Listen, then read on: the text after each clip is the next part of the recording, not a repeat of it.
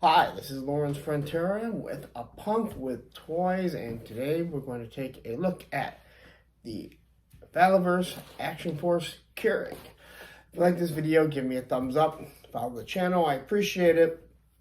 Again, I enjoy doing these reviews, gives me something to do, and hey, we're looking at toys, and not everyone can just buy sight unseen. Again, I'll say these are not mine. Someone actually lent them to me so I could do reviews on them because I was interested myself in seeing how they are. And of course, I read on the internet and I watched the different videos, and all I've heard was amazing stuff, and it seemed like I didn't hear too much that they criticized it. And so I was wondering if that's true in itself. So, again, if you like the channel, if you like the video, give me a like, follow the channel. So anyway, let's look at this Action Force figure. So here's the front of the box. Not much to it. Again, normally you'd have the figure in here. This is the Action Force, and the name is Kereg. On the side, you have what I have repeated a few times. Looks like the same artist did the artwork, and I really do like the artwork. It is nice. Then you have your back panel with your 6 figures for Wave 1, and then the file card, which we don't get anymore with G.I. Joe. And I know a lot of people, including myself, has been a little, disappointed with. Then you have your action points, which are flag points, per se. Anyone that's my age and 46 years old, there are flag points with G.I. Joe, and you can use it to get stuff through their website. So, here's the box. This one says Action Force. It is roughly the same size. It's a little bit smaller than the classified. Actually, a little wider, I do believe. But they kind of pack maybe 2 more things. So here's our figure. And this figure, I can't compare him to anything. I mean, other than to review the figure. Even with the other 3 Valaverse that I've done, or Action Force that I've done, Steel Brigade, I can look at them compared to Steel Brigade G.I. Joe, Sergeant Slaughter, obviously Sergeant Slaughter, and Condor. I was able to compare him to Airborne, which I think he looks a lot like. So, here's our Kereg. Alright, he comes with this medieval face. File card does give a little bit of background about him, but I'm not really going to get into that. This does come off, and actually this slides off really nicely. Again, with that cough, it does come with what I believe is a .45 pistol. And I will say this, their hands and the trigger finger hands, they come off really nicely. All the guns have fit in really nicely, but they are hard hands. And then he has his holster, which each holster is made for a specific weapon so that it's not generic. He has his knife in his sheath here, his vest, and then he has a shotgun, and is in a holster for the back. Now, so in the video, the thing popped off, and I've had a hard time keeping this on. It seems like anytime I hit it, it just kind of pops off. Makes me wonder how the backpacks are going to be. And then he comes with this axe.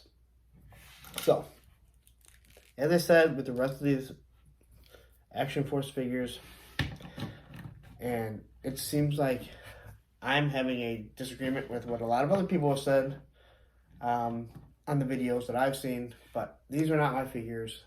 They were already opened, and the guy that got them from said the exact same thing. These are stiff figures. Every single one of them, all 5 figures, I had to, every single figure I had to soak in water and bend the joints. And even then, they are still kind of difficult to move and bend. So, that's a very disappointing part.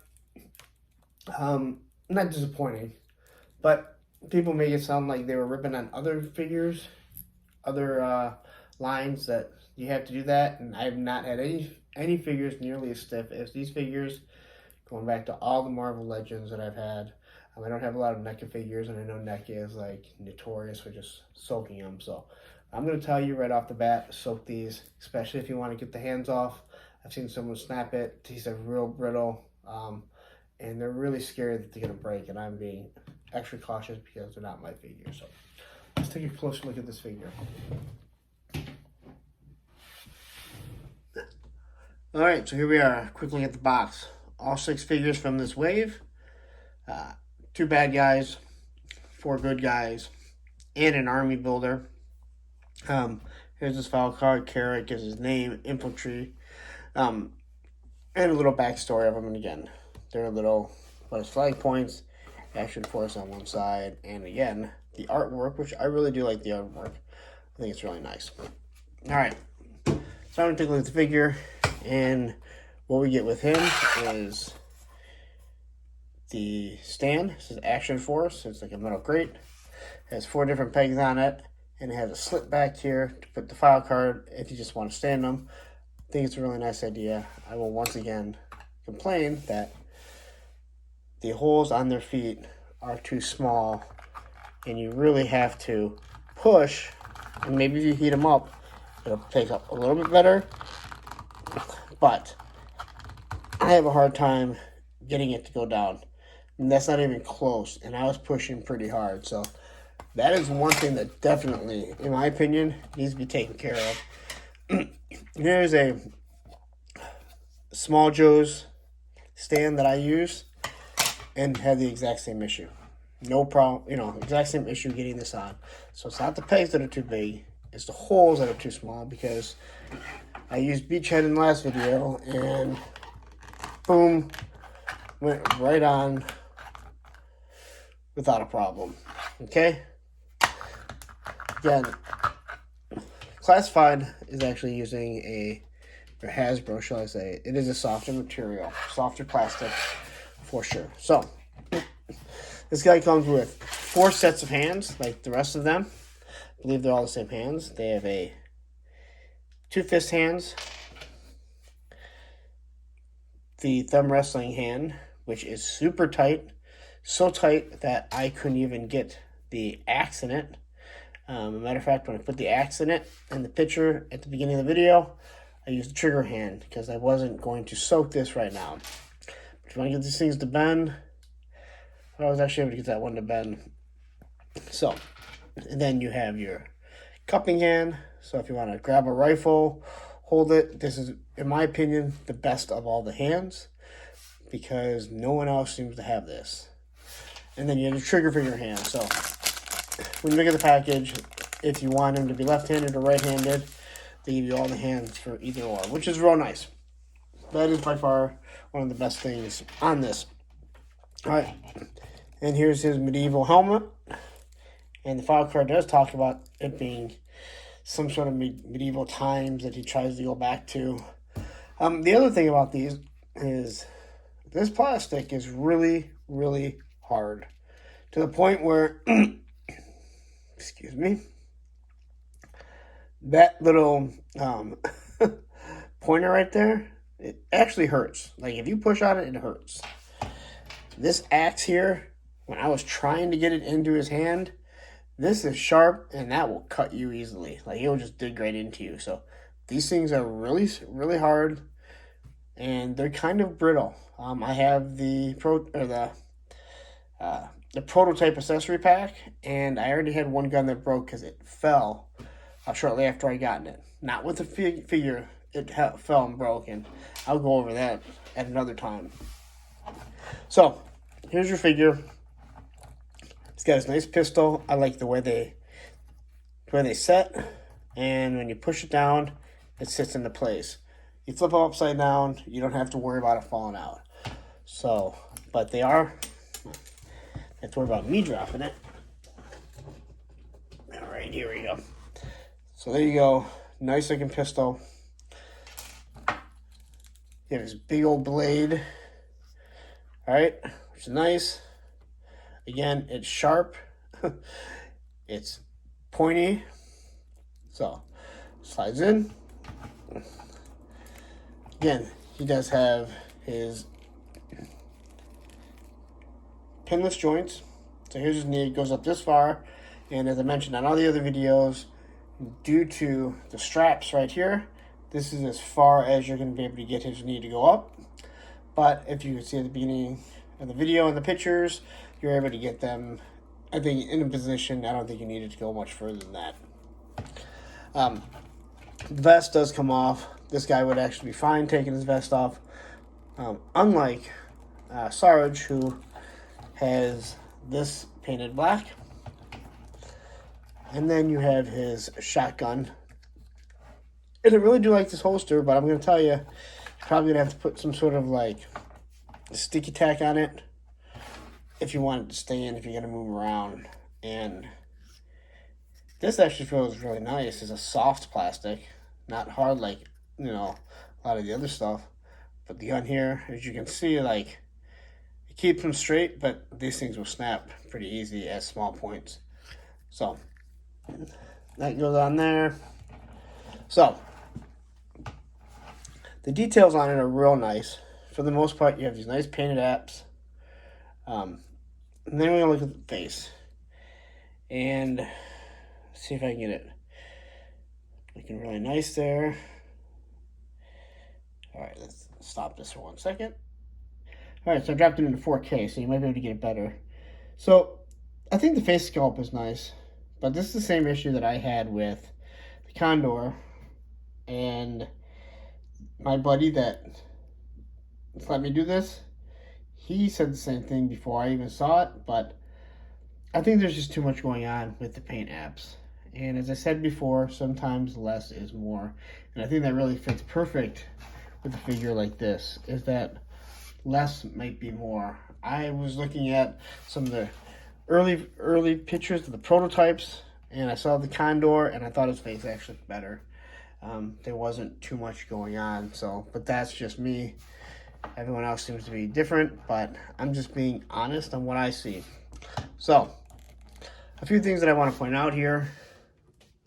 These are $32 figures compared to Classified, which at the time I got this guy, he was $20. They're $23 now. And again, you can see I'm using a Valaverse weapon. This was from the prototype pack that I got because the Nerf weapons were really, really stupid. But one of the things is they reuse a lot of parts. So the figures that we have here are 5. They just reuse all the parts. So as you can see here, all the hands are the same. The chest piece between him and Sarge are the exact same. Use the same boots, same legs, all together. They all seem to use the same crotch. His arms are different because he has bare arms. But other than that, everything else is a reuse of Sarge. Different arms, different head, even a different vest. So, now comparing him to Classified here.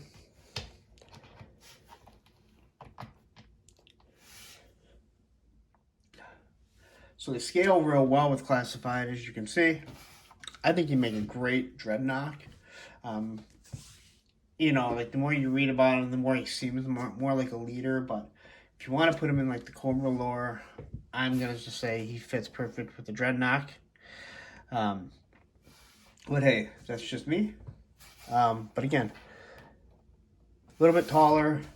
They're all the exact same height because they use the same mold and the same legs for the most part with all these Valaverse figures. It's not a bad thing because, as I mentioned before, I don't want people to think I'm being negative about it because G.I. Joe is my bread and butter. And here looking at this beachhead, you understand he used a lot of the same parts as Flint and Duke and the Cobra Officer and Major Blood. They reused a lot of these parts, but the paint apps make them look like completely different figures, and that's something that is really nice and something that obviously the action figures, the companies are doing. So, all right, let's wrap up this video. All right, so there it is. That wraps up the Kereg figure. I gotta say this, the more and more I've reviewed these figures, now this is the 4th figure that I reviewed, the more I'm actually starting to like them. Again, they are the same, they're reusing the figures, so they are getting their money's worth. You're paying $32, which is a premium, but you're not paying the same $55 that you're going to with Super 7 and their Ultimates. You're also not going to pay the $23 that you are for Marvel Legends, G.I. Joe Classified, different things like that. But it's a much bigger company. So spending $32 on a company that, despite some of the gripes I may have with what I read on the internet, and my biggest thing is I think a lot of people, they're friends with him. Because this is a guy that is, he seems like he's, Bobby Vela seems to be a guy that's, he came from Hasbro and other places. He's a guy in the community. And I know he reads stuff and he helped. He's posting stuff when he sees people. Unlike Hasbro, who's this big corporation. So I think a lot of people want to help him. But I think a lot of people are also not being completely honest. When I hear right out the box, these guys, for the most part, you just bend them and everything. I'm going to disagree 100%. 100%. You have to soak these. They were super brittle, scared to break their hands. And again, this wasn't just me. This was, my buddy saying the same thing. They use a lot of paint apps. Again, the face is no longer in 4K here. Again, it's not a big fan of all. Again, I think sometimes less is more. But this guy's actually pretty cool.